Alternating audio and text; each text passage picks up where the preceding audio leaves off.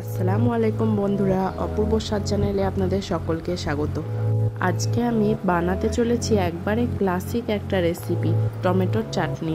যারা চাটনি খেতে ভালোবাসেন তারা জানেন ঝাল মিষ্টি স্বাদের সাথে কোনো খাবারই একঘেয়ে লাগে না।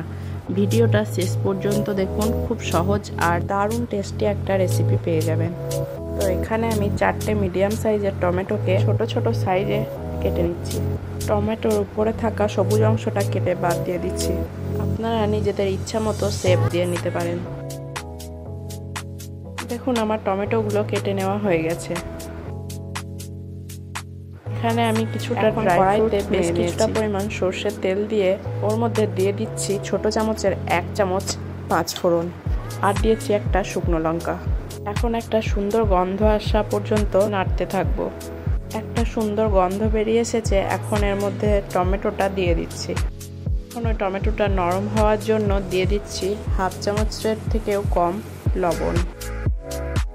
লবণটা দিয়ে হালকা একটু নেড়ে চেড়ে নিব।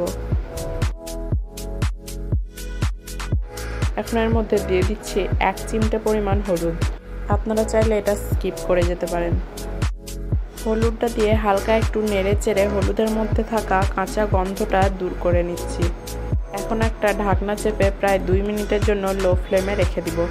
ঠিক 2 মিনিট পর ঢাকনা খুলে দেখে নিচ্ছি টমেটো থেকে হালকা একটু জল বেরিয়ে এসেছে।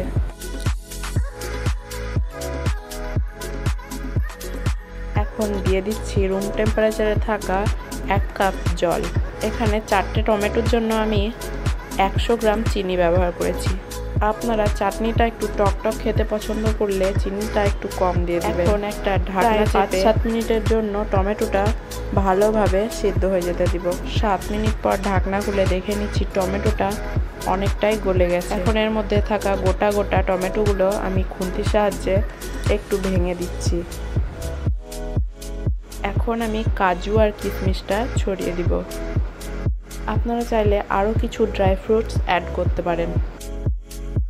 এখন এই চাটনিটার স্বাদ বাড়ানোর জন্য এখানে আমি আর একটা জিনিস অ্যাড করব।